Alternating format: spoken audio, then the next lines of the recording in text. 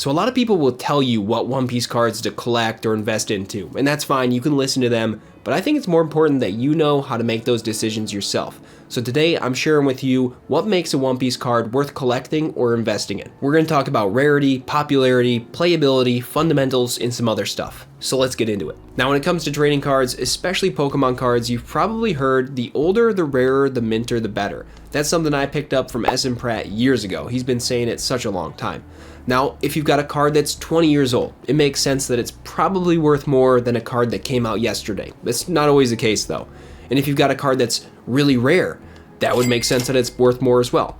Or if you have a card that is in just way better condition, again, it's going to be worth more. Since One Piece cards didn't come out over 30 years ago, it's not as easy to compare to Pokemon, but the older rule still does apply. Romance Dawn came out 3.5 years ago, and a lot of those cards have seen dramatic price increases over time. Sure, there are new sets that have even more expensive cards, but Romance Dawn should continue to go up in the future, and the prices should be less volatile than the newer sets. Now, One Piece came out in this era of collecting, so a lot of cards have been kept in good condition, which means as far as the minter portion goes, you're a lot less likely to find damaged cards, even though some damaged cards are still really valuable. Bruh. But you do notice that if a One Piece card is rare, it's generally worth a lot of money, like mangas for instance. So for One Piece, price is highly influenced by the rarity of a card, and that makes sense from a collectability standpoint too.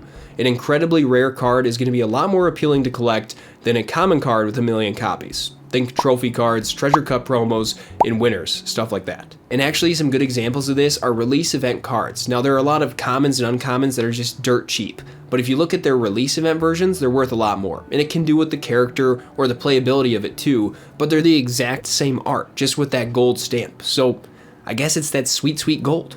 Now another thing that makes specific One Piece characters more collectible or investable than others is their popularity. It shouldn't be a surprise that a very popular One Piece character is going to drive more demand than an unpopular one. Let's look at Luffy. He is the most popular One Piece character, and due to that there's a lot of demand for him, which makes his cards generally more investable. And oddly enough, something to keep in mind is the future popularity of One Piece characters, because One Piece is really long, and people who are buying cards probably aren't finished with it entirely. A lot of people are still reading and watching. So if they see a character that's introduced in later chapters, there could be a huge fan base for that character in the near future.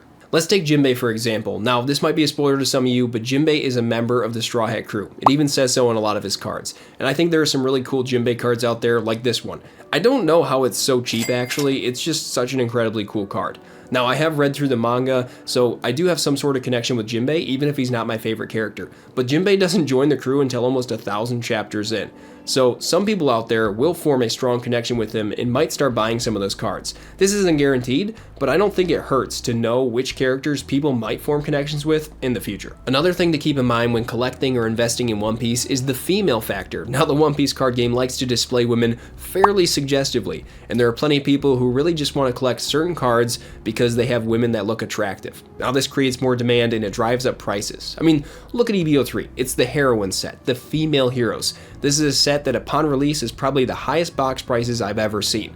And you know what? I think the set's going to continue to go up in general just because it is a women set. Now, it should be known that some One Piece card prices are heavily influenced by playability, and it's really hard to predict which cards will become playable in the future because you don't know all the future cards that'll be released.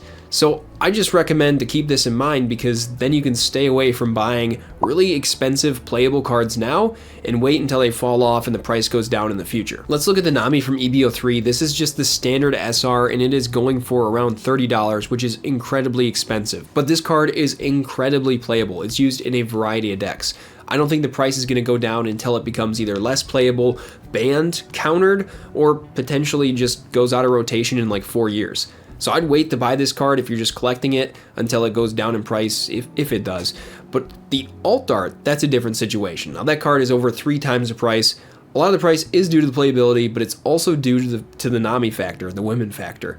And she's one of the most popular characters. So I can't expect this card to fall down in price too much, if at all. It probably will grow in price over the next 4 years. That's my guess. And don't even get me started with the SP Nami. That card is incredibly hard to pull. Super rare. The cost probably doesn't have so much to do with playability, just the fact that it's an insane card. So that one, yeah, the price might just increase too. But here's one of the most important aspects that I can instill in you when it comes to collecting or investing in cards. Go after cards with great fundamentals. Now, fundamentals are something that kind of takes a while to wrap your head around. They're hard to understand, and I picked this up from S.M. Pratt during my Pokemon journey.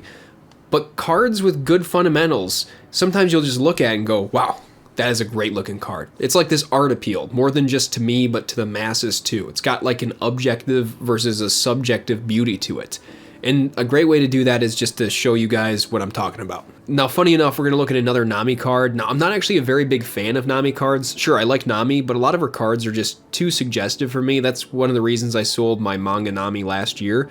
But this card, oh, let me tell you, it's so cool. Nami doesn't look too suggestive. She's just got a wedding dress on, and she's got her climate baton. She's making lightning spit out. The background is great, even though there isn't a whole lot of diversity in color, and she's looking right at you. These things just help make the card look fundamentally good. Now, I suppose fundamentals can incorporate other things such as rarity. I mean, this Nami is an alternate art super rare. It's going to be harder to pull than an alternate art rare. But it's not even about that or about the character necessarily. If we check out this Hibari, for instance, that is an absolute amazing card. I really love this card.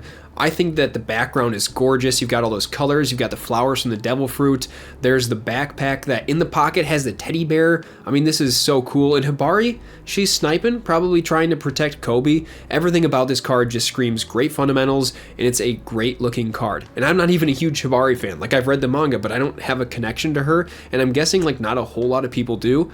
But I think because of this, I'm going to pick up a few copies of this card in the near future. And there are tons of cards out there with good fundamentals. You'll even have really cool common and uncommon cards which fundamentally look great, and they might be wonderful cards to collect, but they're not that rare, so I wouldn't necessarily invest in them myself. In fact, with One Piece, I feel like there's an insane number of cards that have just great fundamentals for their art. I mean, so many One Piece cards look great to me, so you kind of have to pick out the ones that stand above the others. And yes, there are some good examples, I guess, of not as great cards like you're seeing on screen now. I own some of these cards, but they're just not nearly as good as something like this Shanks here, which has incredible style, coloring, background, I mean, you name it. So always remember that fundamentals are key, but it can take a while to really understand what makes a card good fundamentally. I mean, I've been in this for years, and I still have stuff to learn. But more than that, One Piece has a lot to do with rarity, popularity of specific characters, playability, and female characters. So remember these things when you're picking up cards in the future. I'm Graded Noah. If you like this, make sure you subscribe and check out my other content. Do it. You know you want to.